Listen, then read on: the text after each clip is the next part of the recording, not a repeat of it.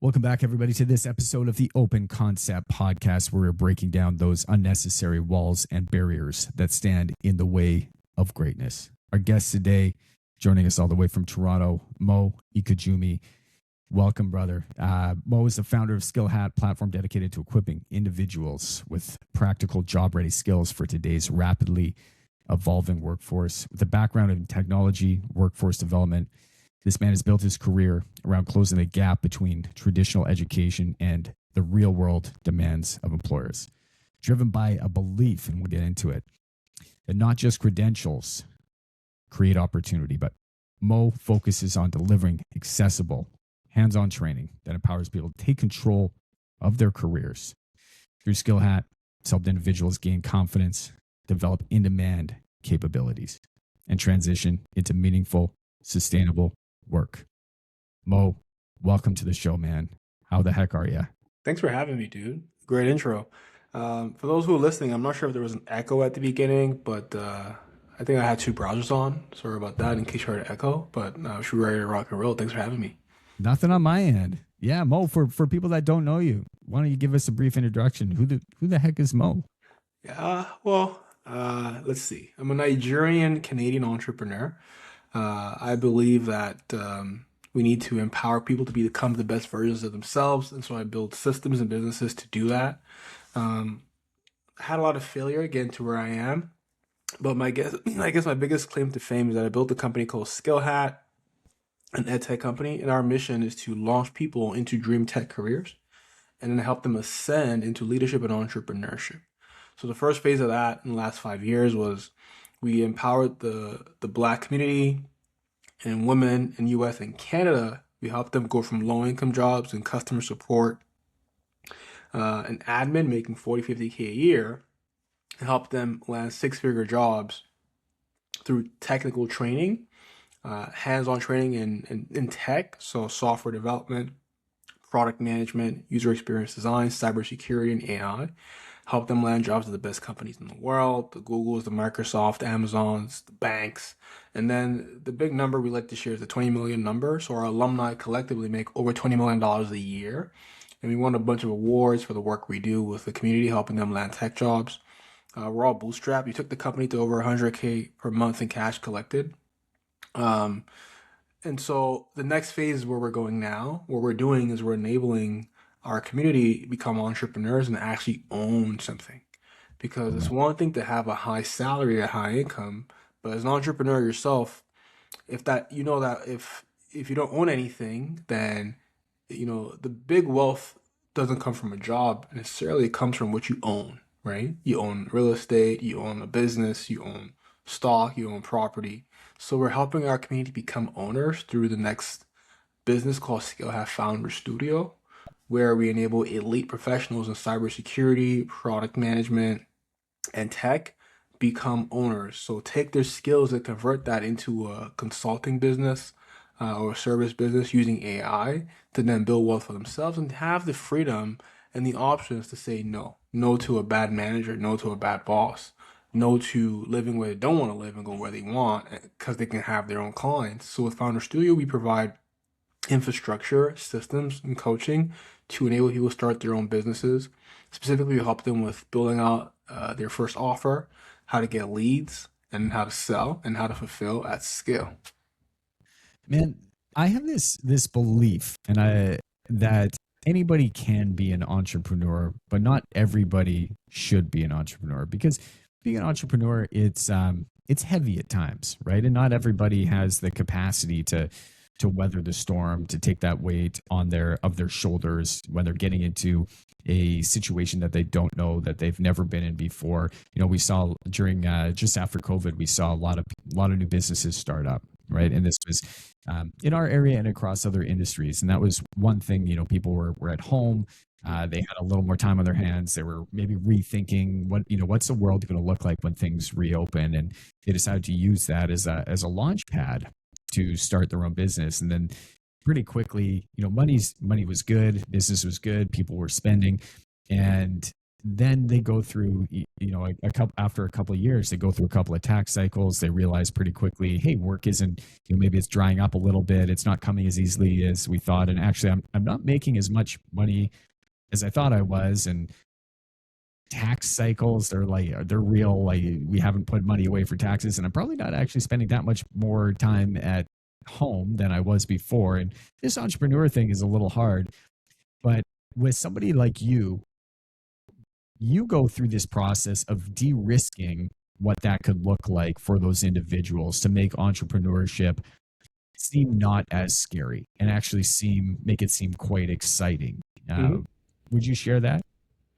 Yeah, you're right. Like, being a founder is not for everyone, to be honest. But those who choose to dream, who choose to build, should be empowered to be able to become the best at it and de-risk it and get the revenue as fast as possible. And so we want to help people with that. And I think ultimately what I'm seeing today is with AI, where AI is taking the market, it's never been easier. You've never had as much opportunities to become successful and build something that you own. Whether it's using AI for fulfillment or AI for marketing and sales, or having AI improve your sales process, and even having AI do market research for you to figure out the right offer. And so, excuse me, like you said, it's not for everyone. The other thing that makes entrepreneurship a lot easier is community, because it is so lonely out there as a founder. And so coming into Founder Studio, you have that community of other people, of seven-figure founders who've done the same thing you want to do, and it can help you figure it out without you figuring it out alone. And then there's the team.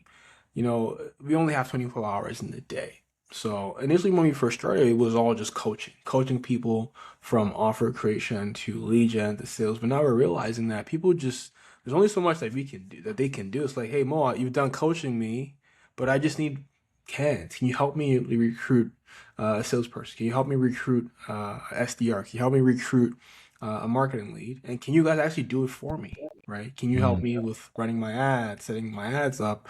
Can you help me with setting up my outbound campaign system? So now we're doing more done for you things for founders, because we just have playbooks that we've built with AI that we can just license to them, AI employees that they can just use to run outbound sequences, respond to DMs, run ads, things of that nature. So with the right community, with the right coaching, with finding out the truth in the market, and you're not guessing where the opportunity is, and with the right actual done for you support from our team, it just becomes so much easier to at least fail faster and figure out where the truth is and then get to winning.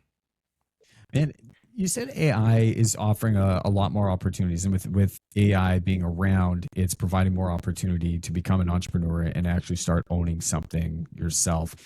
Is that because when you say that, and this can go a couple of ways, but when you say that, in your mind, is that because there's simply just more opportunity, like building AI programs, building just tech that wasn't around before a number of years ago?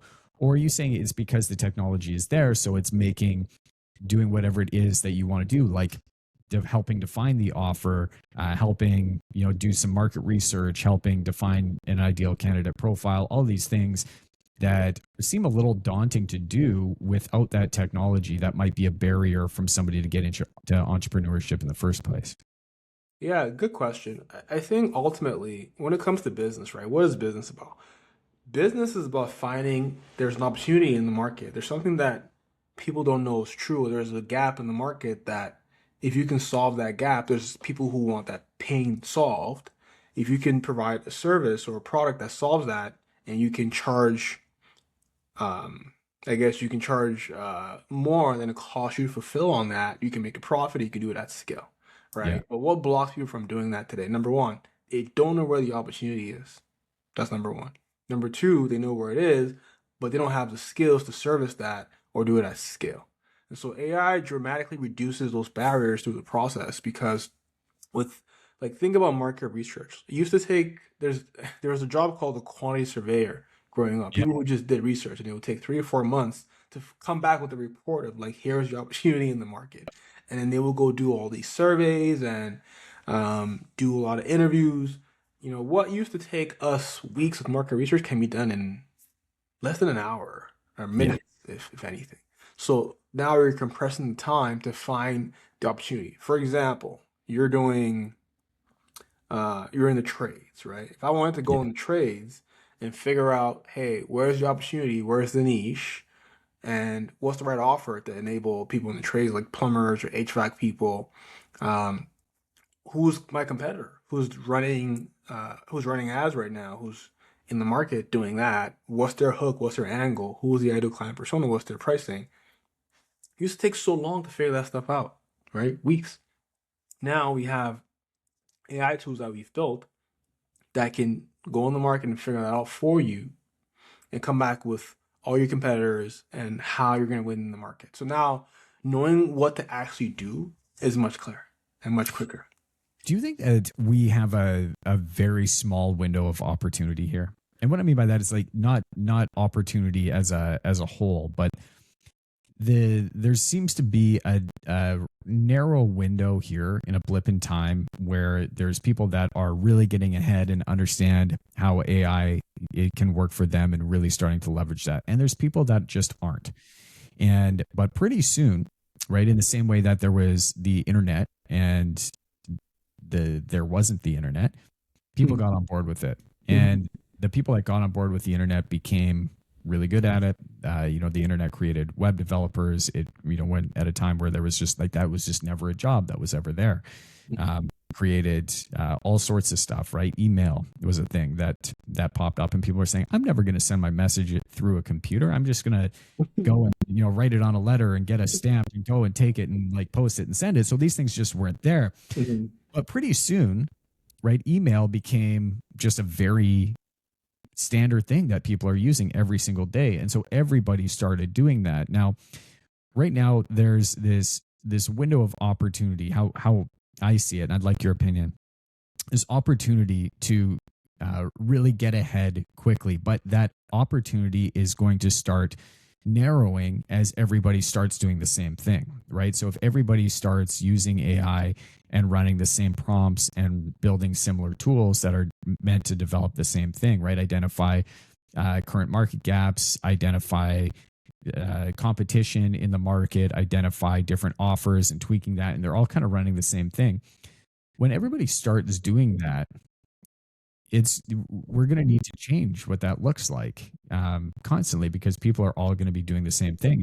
I believe that there's a really small window of opportunity here over the next 18 months, maybe 24 months, to start to really pull ahead and start building something powerful, building something meaningful. And I think we're at this cliff in time where some of us are going to jump off right now and we're going to get ahead, and others are certainly going to fall behind. But I think that window is going to start closing pretty quickly, and we're going to have to start getting really creative on the backside of that, how we're going to keep the edge on our competition. I think you're right. I think history does repeat itself in different ways. And I think real quick before we get back to the show, if you have heard anything on this podcast that has resonated with you, or if it's helped you in any way, appreciate more than anything in the world if you could go hit that subscribe button or leave us a review. It helps us tremendously. I want to go back to being able to continue to serve and do more and more and help out and get bigger and bigger guests on, better and better. The only way that I can do that is with your help. I'm so honored to be here. Let's get back to the show. Appreciate you. Have a wonderful day. like with AI, the gap between the rich and the poor and those who are latching on early and are able to get more data early, get an advantage, it's going to be so hard to catch up with those who are not and who have not adopted technology as quickly. And I do think that depends on how you look at it. I think sometimes when I look at AI, it almost seems like the learning curve is sometimes steeper because it moves so fast. So you have to like, if you're going to be on top of it, not only is the learning curve steeper sometimes, like the amount of learning is so much more compared to when tech wasn't evolving as fast. So I do agree that there's a window of opportunity where if you do get ahead and you invest the time now, you will be able to get ahead versus if you don't. So the answer is yes. Um, I think also it's like it's I think that a lot of people have to realize that what we're seeing now, let's look at content, for example, right? Like LinkedIn content or Instagram. There's so much AI slop. There's so much bullshit out there because it's so much easier to create content than before, where you can speak to an AI or have ChatGPT create a LinkedIn post for you, that now the volume of content and ads has exploded. Because previously the barrier to create that was there of like actually thinking of what to write would block you from creating, but now that's gone. So now we have a bunch of BS on the internet. So now ultimately we're starting to see that everyone's reach has gone down, views have gone down, and the platforms have to now promote the best performing content or people with the biggest following. So what that means is, where's the opportunity? I think the opportunity is in the real human things, like niches, knowing a specific niche, being an expert in one thing and having a true human experience, and being able to use AI as the advantage to speak to that niche that you're an authority in, and use AI to amplify your voice and what you truly know. Right. So the more you can become an authority in one thing, in one niche, the more you have an advantage in today's industry. The second thing, and when I say niche, like if I break it down specifically, is like I'll use you as an example. You're a guy in the trades. You identify as a guy in the trades. So now AI can enable you release course content quicker, for example, or can enable you find prospects for your business quicker, and you can convert them quicker, and they want to buy from you because you're an expert in that space, Yeah. right? So my advice to almost everyone is to niche down, to focus and become good at one thing, and then that will compound over time with AI. And regardless of how AI goes, because you're the expert and the authority in that niche, you can dominate. The second thing, I think, is personal brands, which is flip side of a niche, right? I think if you if you invest in a personal brand, that's something that will always compound, because when there's so much AI slop on the internet, trust will go down. People don't even Huge. believe what's real and what's not real. So the more you invest in a personal brand, how do you do that, right? It just becomes just about um, being associated with the one thing, being the top of mind that comes up when people think about one thing, for example. And that's why I said it's so close to a niche. Niching is like targeting one industry and becoming the best at it. Personal brand is being known to be the best at it, right? Mm. And so I think building a personal brand will compound and will set you apart and will help you do things like charge higher prices, right? And then just have trust, because people just don't trust people anymore. You know, there's people out there who are just using AI to come up with a funnel and an offer, and they have no experience in that thing, and they're trying to sell it and they're faking it, right? Using Yeah. AI for sales scripts. So personal brands aren't built overnight. If you build it over time and you become the authority, then eventually you can start to see that compound over time in this era. So funny. I was chatting with another builder, and he was talking about uh, his key issue is not having enough leads in business. And so I gave him some advice, and I said, well, why don't you, how many people would refer you work right now if somebody had approached them and said that they wanted to build a house or they wanted to renovate their home? Do you know anybody that would refer you? And he said, well, yeah, like I have a few people. I'm like, cool. Well, how about past clients? Would they refer you? Yeah, I got some past clients. Cool. Well, what about like designers and architects that you work with? Yeah, they would refer me work. All right. Well, what about some of the trade partners that you use, like some of the electricians that you hire, plumbers? If they were approached, would they vouch for the work that you did? He said, yeah. And I said, well, have you ever considered building a referral campaign? And this is, what you could do. Here's his partner. This is how you approach it. One offer, but it's wrapped up 3 different ways and presented to these different candidates as to how they can take that to the market and help grow your business for you and with you. And he said that's great. And he's like, have you ever done that? And I said, and I open up my browser. And I'm like, I'm literally doing that exact same thing right now. and I'll show you here exactly what I'm doing, exactly how I'm working on it, exactly how I'm wording it, the emails that I'm sending. And that kind of experience that isn't theoretical, having somebody that's continuing to do this thing, that's doing it and teaching it and building it at the same time, has become a huge advantage in my world, because I can tell people, like, this isn't just theory. I'm literally doing this right next to you in real time for my business. And so that develops trust, right? And like you said, there's so much AI out there, so much AI slop, LinkedIn, on ChatGPT, that, Claude, Manus, whatever you want to use to start writing. Some of the platforms are better than others. But that's the other thing too, is these different programs. First, it was ChatGPT that became very cool. Then it was, then I moved over to Claude, and then it was Manus was the biggest thing. And then it was like HeyGen for video and content. And then it was, all right, well, back to Claude. And then Claude came out with Claude Cowork and Claude Code. And all of a sudden it's like, all right, Manus is too expensive. That isn't the best thing to do anymore. And you're jumping back and forth and not really knowing what to do. But it is evolving. And I think if you're overwhelmed by AI and you feel like you're never going to be getting ahead of it, you probably never are. So I think just get comfortable with the fact that it's always going to be overwhelming, because it's moving at a rapid pace that we've never seen before.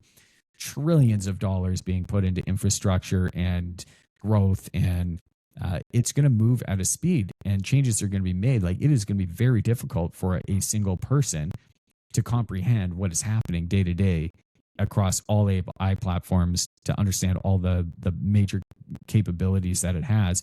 Also, to figure out, how is this actually going to serve my business? Like, this is cool that we can go and build this app, or build this website, or build this offer, or build these agents that are going to do these things and interact with each other. That's cool. But how is that actually going to make you more money? Or are you just spending a huge amount of money on tokens every month just to, like, build something that's kind of cool, that's never actually going to solve a real problem? And I think that's, where we're seeing a lot of people right now get stuck, is trying to figure out, how is this fundamentally going to really benefit me? The power's there, the technology's there, the research is there, but how is this fundamentally going to change the way that I do business? How do I know what the right workflow is to hammer into my operating procedures that I can roll out with my team and say, this is how we're going to be doing things when things are changing so quickly? And I think that's a real challenge that people are having right now, is really trying to identify, out of all of the great things that AI can do for them, how is this fundamentally going to be something that I'm going to use day to day, long term, that I can rely on?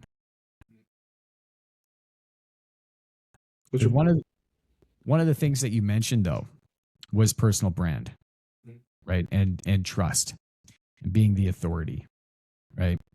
I 100% agree. If anybody's heard of Gary Vee and they've been following him for a while, like, what's the number one thing that he wants to buy?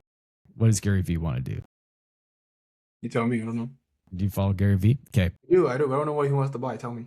He wants to buy the New York Jets. Oh, that's true. He says that a lot. I forgot about that. Yeah.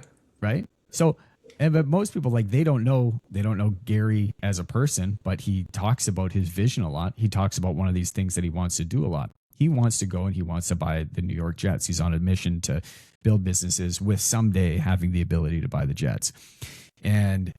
But the thing about Gary Vee, what he can do, because he's built his brand around himself, is he has this authority, and he's been repeating the same thing over and over and over again, right? Operate from the heart, right? Lead with compassion, and, like, be authentic, but get on camera, get as loud as you can, make as many posts on social media as you possibly can. Like, he's been screaming the same thing for years and years and years, just packaging up what he's saying and putting it in in different formats to hopefully catch on to somebody that may experience that information through one avatar or the other. But he's been saying essentially the same thing for years and years. But what that does is that builds trust, because it shows that opinion, that insight, right? That's unwavering belief. So you know who that person is. And because you've built that reputation, if you point at something and you decide you want to go and build, a wine library or a text chat, or you want to go and you want to sell, NFTs and trading cards on whatnot, like, you're going to have the ability to do that. You're going to have the audience that's going to want to buy into whatever it is you're doing because you have the trust. It's not the company itself that has trust. And I love what you said about personal brand, because I do believe that people are going to buy into the person more so than the name of a company on a wall or the name of a company on the side of a billboard. They're going to want to know who the founder is that started that. And that connection is going to build the following of people that are then going to buy from that business. But without that founder, it's going to be like pushing that big rock uphill, trying to get them to buy. But it's much more effective if people know who you are already. And that experience, right? That experience that AI can't replicate, that's where you come in. Yeah, right? That's where that human element comes in. Yeah. And you asked this question, you said, there's so much AI stuff going around. Like, it's just impossible to keep up. I once saw a tweet that to keep up with AI, you have to be unemployed. Just to like spend all this time tinkering with all the tools, and that's a waste of time. Like, I mean, these AI tools have come out all this time, but you tell me how many people are now millionaires because of this, right? There's all this noise about it, but really, like, in reality, people are learning end-to-end workflows. That was the thing back then, Claude Code. But how much of that has made people become richer? They're chasing all these tools, but that's not really what makes you money. Really, if you're watching this, you got to be thinking about not like, how do I take advantage of AI and what AI tools can I use? Like, you're working backwards from the technology. You never work back from technology. You work from the human needs and you work towards the technology to enable that. So what I would say is the question you got to ask is like, what do I really want? What do I really want for myself, and why? What's my why? What do I want? And why do I want it? Right? So for me, for example, in our business right now, what I want is to enable more tech professionals who have ideas, get to market quicker, get the revenue quicker. And I know why I want it, because that's my mission. And then you say, okay, the next question is 2 questions after that. Number 1, what's blocking that? What's the biggest constraint that's blocking me from getting to the next milestone? Is it a knowledge constraint? Is it a scalability constraint or fulfillment constraint? And then how do I remove that constraint? And then once you ask those questions, then the technology or the system to enable that will come up. Another question you got to ask is, to achieve my goal, what will help me go 5-10 times quicker? So here's a real example, right? One of the things that we realized with working with our founders who have cybersecurity businesses who sell security compliance to AI startups is that they need to get in touch with these startups at scale to get prospects. So the constraint was finding the startups and being able to draft a specific tailored message to them without spending money on ads. So now that we have a specific constraint, a specific goal, then we found the tech stack and the tools to enable us to do that, right? We use tools like Dripify that you configure one outbound sequence. You spend an hour. You say, I'm looking for AI startups who've raised $2 million in this time and are in San Francisco or Toronto or New York. Draft me a list of the founders and message them. And you get that list and you draft that message with another AI tool and it goes out to them. But now you're starting from, what do I want? What's the constraint? What's blocking me? And what can accelerate me getting to that goal faster, right? So I would advise everyone, don't chase the tools, chase the human problem, be clear what you want to solve and why, and then tools will help you get there. That's great advice, man. Have you read the book, The Goal? Never heard of it, no. Never heard of it? Okay, man. Who wrote it? The author's name, it's Arayu Goldratt. I know the last name Goldratt. I actually don't know how to pronounce his first name. I've never known it, but I've mentioned that book a number of times because it's an older book. But if you listen to the audiobook, also really good. It has different voices for different characters and stuff. But it identifies a lot of what you're talking about, which is what we call the theory of constraints, right? It's and then you know what it Dude, is. let's go, man. That's why I'm talking about. Like, this is exactly what you're talking about. This is a book for you. If you have not gotten into that, man, like this is I this heard about the is he the guy who wrote the concept of theory of constraints? pretty well. Yeah. So he's the one that This coming to popularized the mind. I theory. think it's coming to mind Yeah. because I heard So about theory of constraints. Like I've used that all the time, but I never read the actual book cool. or knew the actual guy. Dude, well, if this podcast has done nothing for you so far, it has at least given you a solid book recommendation. I I love love. it. But what that book did for me, and every time I reread it, I just get fired up. Like I want to go looking for problems that I can unlock. I want to go looking for problems that I can solve. And they tell this story in the with a there's sort of a fiction component to it where they're telling a story through the lens of a manufacturing plant, right? Like a big warehouse logistics plant. And but they talk about everything of like there's some orders that aren't getting out fast enough and because of this is backlogged, but as soon as they solve one problem, there's another problem, and maybe if we shifted all the boxes over here, then we can save some speed going, lifting them from here to this table. But what it does is it really opens up your eyes to question where the real constraints are in your business. And if those constraints were unlocked, could that next tier, whether that's going to be marketing, sales, production, finance, delivery, like whatever that looks like in your world, how would that be affected? And then would the constraint then be in delivery if it wasn't in sales, right? You have so much work coming in that you can't handle it. Then that next constraint actually is the ability to produce that. Okay, well, what does that look like at scale then? Now that needs to be the constraint that needs to be hammered out at scale every single day until that problem no longer becomes a problem. And so the constraint, like you said, for a lot of people, that initial constraint isn't an idea. Everybody has ideas, but it's that momentum that's needed to get over that first hurdle, right? And you get over that first hurdle, you find those founders that you're looking for. Cool, like that is it's a trigger to get momentum in the right direction. And a lot of the times that's what you need. But then once they start getting these meetings, maybe one of the constraints that they end up having is like, okay, we have all these people that are interested in the product, but now I need to find time in my calendar, but I'm working a full-time job. So do I need to take sales calls at night? Do I need to quit my job? Do I need to get an assistant to help organize my calendar? What is that kind of constraint? Because now I give my everything that I need to actually deliver this product or deliver this service that now I've solved. But that first constraint often is that even just that mindset, right? This understanding of, okay, this doesn't need to be as overwhelming of a situation as I'm making it out to be in my head.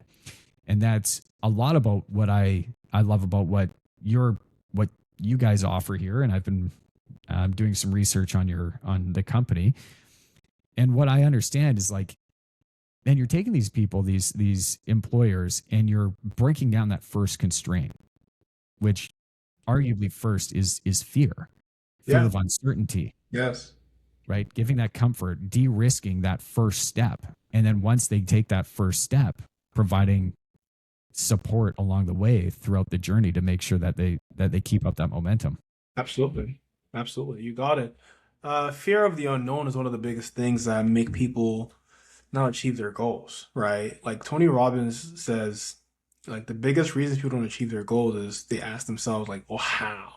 How am I going to get this done? I don't know what to do. Well, the truth is, if you've never done something before, you're not going to know how to do it. You haven't done it before, right?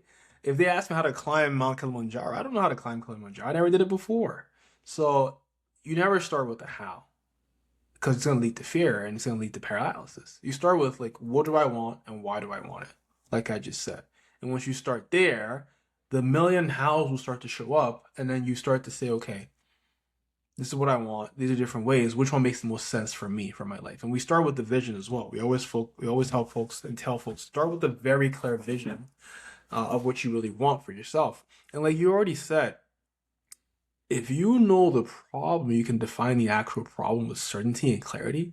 Like a problem well documented, a problem that's well clear is a problem half solved, right? And so that's really the game, like defining the actual problem you want to solve. And then from there, being clear why you need to solve it, what you want from this, and then the how will start to come up, and we help folks with the how. I did a workshop with the Hormozis, Alex Hormozi and Layla Hormozi down at their head office at acquisition.com. And one of the things that I love that Layla has said a number of times is fear is an inch deep and a mile wide, Mm, it's right? true. Because I've every seen that recently as well. It's so true. yeah. And it's just this idea that like, okay, well, everything that when you do it for that first time, right, it feels scary. But you kind of Mm, jump into it and you realize pretty quickly it wasn't that bad. Like this isn't an ocean that I'm jumping into. Like this is just a puddle. That's okay. I got a little wet, got a little muddy. That's fine. But you know what? My shoes will dry. My socks will dry. It's not a big deal. yeah. But it is like it, but it's very wide because it can affect so many different parts of your life.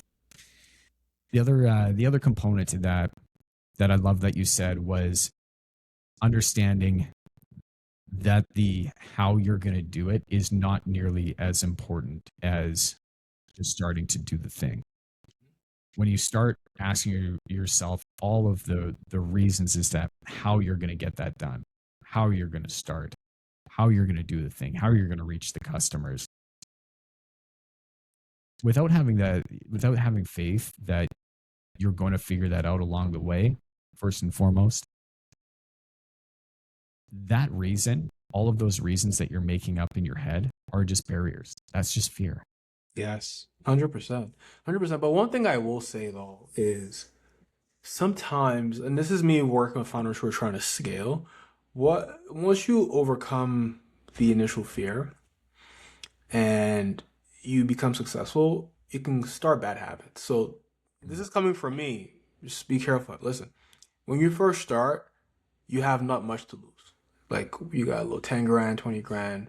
Hey, you might as well just freaking go all in for a chance to make 100 or 1 million. But then say now you get to, you're making 40, 50K a month, 100K a month, and you're like, let's go for it to get to 10 million. Now you go take a $500,000 loan, or you go bet the farm. Never bet the farm. What got you here will not get you to the next level in multiple ways. Number one, the same moves that got you to where you are today will not get you to 10x where you want to be. So on the flip, on one side, what will get you to getting out of zero to something that works is lots of experimentation, lots of risk. But if you keep doing a huge amount of experiments or risk that you cannot come back from and you bet the farm trying to scale, there's a huge risk that you actually break down what was working. And some of that stuff happened to me where the same behaviors I had when I was broke, going all in, I kept doing when I started making lots of money. Mm. And that kind of bit me in the foot because when you not have a castle, when you not have something to protect, this is going for those who've already scaled to a level, you definitely still want to take bets, but you want to minimize and test and hedge your risk. Because I've seen folks get millions of dollars and then still go broke. So I started becoming a little bit more paranoid now as I started to scale. But for those who are first starting, hey, listen, if you don't have anything, you might as well just go for it. Once you start to get success, do not just bet the farm and go all in on something crazy till it's proven. I wanted to share that. Yeah, man, and you're so right. And there's we use a ladder here, a ladder example for exactly what you said, right? What got you to where you are now is not going to get you to where you need to be. Mm-hmm. And so identifying those traits that you have, those limiting beliefs that you have, the skill set that you have, the inner circle of people that you have around you are not necessarily going to be the things that are going to be necessary in your life to move you to where this next rung of where it is that you're trying to go, whether that be financially, whether that be in a relationship, whether that be in friendship, whether that be a monetary value, money in your bank account, or whether that be the type of shape that you want to get into by going to the gym, right? It doesn't matter. But if you continue doing the same things and hoping that things are going to change, it's just not. Yeah. What do you mean by the ladder, though? What does that mean? I'm just looking at this visual ladder that I have for Trade Up, which is Trade Up coaching and consulting. So this is trading up the skills that you have for the skills that you need to run a successful trades and home service business.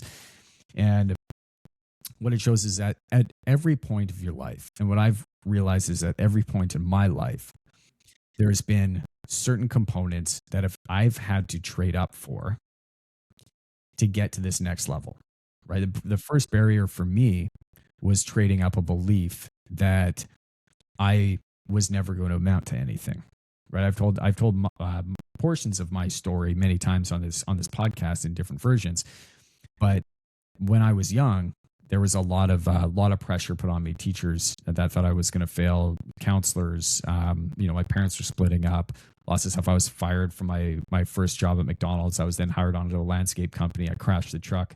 I actually don't think I've told the I've crashed the truck story yet on this podcast, but first day after, I got hired onto a landscape crew, and my first day, the owner gave me keys to the truck, told me to go to the first job site, and I crashed the truck into the back of a car at a stop sign. It was just like milk everywhere. This person had just been coming back from the grocery store. It was wild. And I called her and I was like, fuck, I was crying.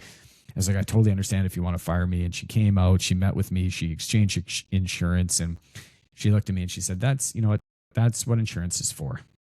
Huh. And I continued working with her for another couple of years, doing some landscape work. This was in high school. And, but like, I never found the confidence that I have now until I got into construction. And I got into construction by accident, and I found myself on a construction site working my way up the ranks with the company that I was working with, going to trade school, fell in love with math, and really started to understand that, like, all right, I needed to believe in myself first before I could do the thing.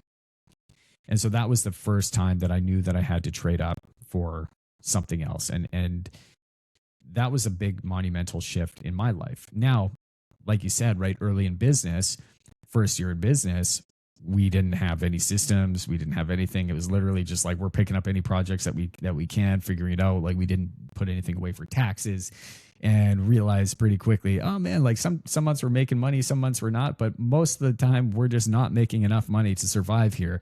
So we got to do something different. But it's more than a hope and a prayer. We knew that we needed guidance.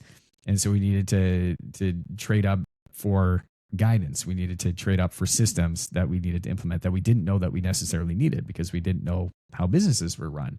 And I know that the person that I am today is not going to be the same person that I'm going to need to be to become that 10x version of myself down the road. So that's what I mean by trading up. I'll send you a trade up hat as well. I don't know if you ever wear hats, but I'll send you one. I love hats. It's a lifestyle. It's a mindset, but that's ultimately what we try and solve is where are we at right now? What are the bottlenecks, the beliefs, the real like education that we might not have, the way that we understand that things are versus the way that they should be, all of those things, right? We do need to continue to trade up as we go. Now, I want to ask you something. I'm going to take a bit of a tangent here because I've been saving a question for a little while. I've been going through your Instagram stuff and loving binging some of your content, and there was a day that in my mind seemed like a very monumental day in your life. Mm-hmm. And I'm talking about your wedding. Mm-hmm. This was a pretty big wedding. And I remember that there was an interview, you and your wife, and you were saying, actually, like, I never told you this either, but in the back end of like the wedding. This episode is sponsored by New Vision Projects, and everybody has heard the horror stories that happen. They have a friend of a friend or a neighbor that's been renovating for years on end, or they've been building a home and it just hasn't gone the way that it needed to go. Budgets are blown through the roof, timelines, forget about them. New Vision Projects has an incredibly strong track record for over 15 years of working with customers, serving them at the highest level. If you are considering building or renovating, check them out on Instagram at New Vision Projects or at newvisionprojects.com. Building the homes you want with the confidence you need. New Vision has you covered. Let them show you why they're different. Back to the show. This is kind of something that was going on in my mind, and I don't know if I've ever shared this with you, but I thought that the story was hilarious and it was super supportive. I'm hoping that you can share that story with some of our listeners today. Yeah, I talk about that all the time. First of all, if you're watching this and you you ever find the right person who supports you, who's there for you, who makes your life just much better, and you love her and she loves you, and you're going thinking of getting married, just go for it.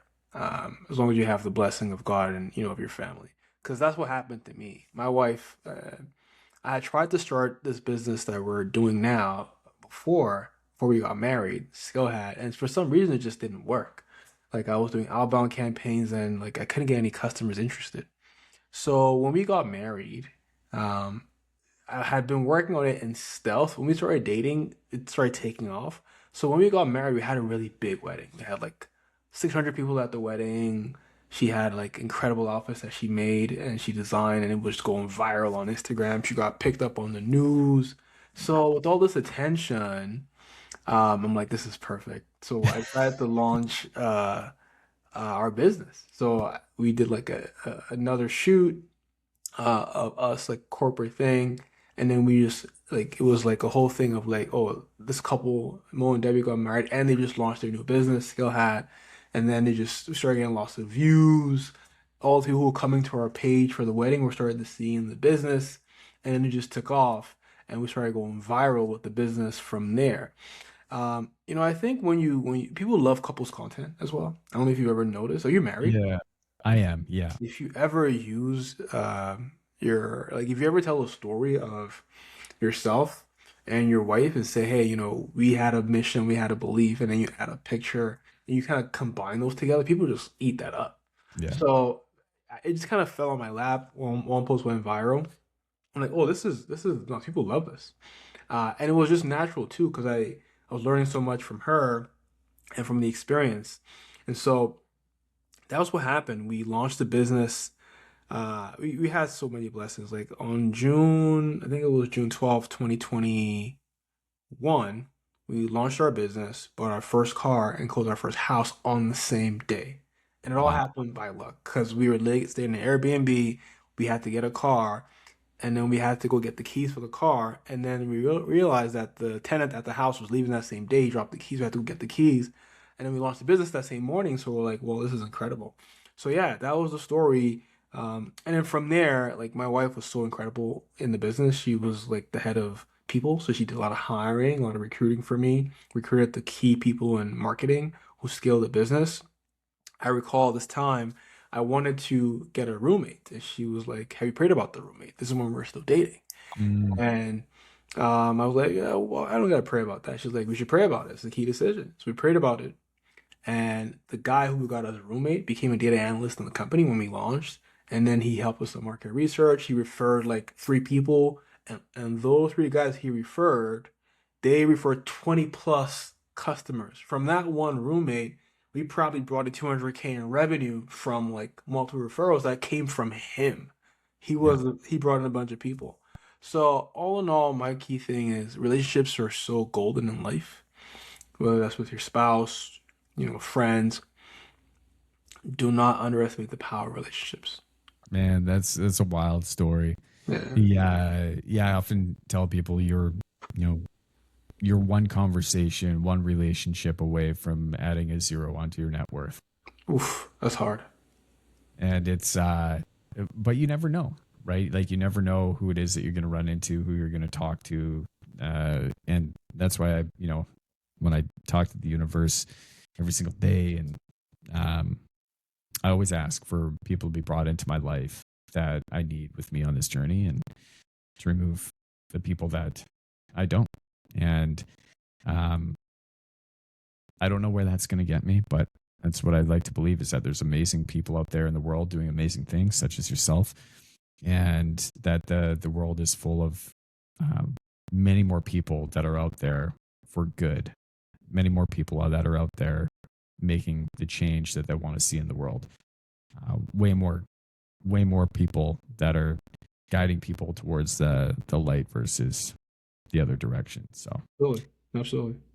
Mo, thank you so much for being here with us today, man. Appreciate your insights. I know it's getting late on a Friday evening in Toronto right now, so appreciate you being with us here today. Where can people find you if they want to connect and learn more about what it is you're doing? LinkedIn is the best place to reach me. I post more on LinkedIn, but you can find me on Instagram as well.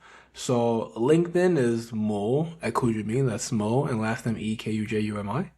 Instagram is moballer underscore banks. That's MOBALLER underscore banks. If you are, if you need any help, you're launching a business, you already have a business, and you're looking to scale, scale to $1 million a year. We've done that. We want to get to 10 million. So we can go on that journey together. I'm always happy to connect if you want me to help on your pod or, speak at your conference or whatever, or just help you one-on-one. My door is open. Love that. We'll make sure that we link up all those locations in the show notes so people can find you.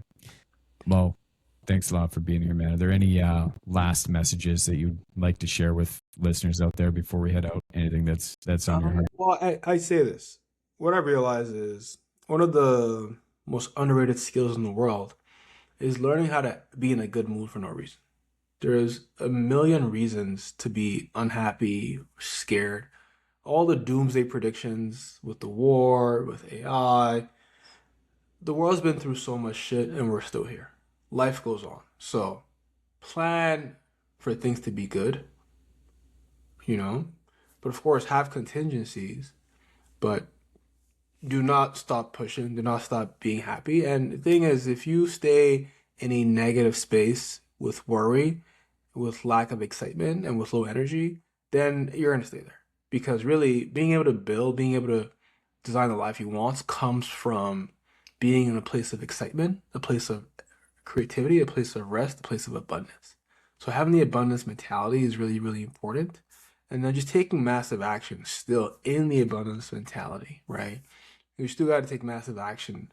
And last thing is remember that you are the sum of the people you spend the most time with. Do not spend time with those who drain your energy. How you feel after a conversation with someone is all the information you need to decide if to keep spending time with that person. So I'll leave you with that. Focus on being in a great state. Take massive action. Spend time with the right people, and you'll be all right. Hell yeah. Mo, thanks a ton. All right. Appreciate you. And to Thank all our listeners that are out there and still with us, until next time, see you later.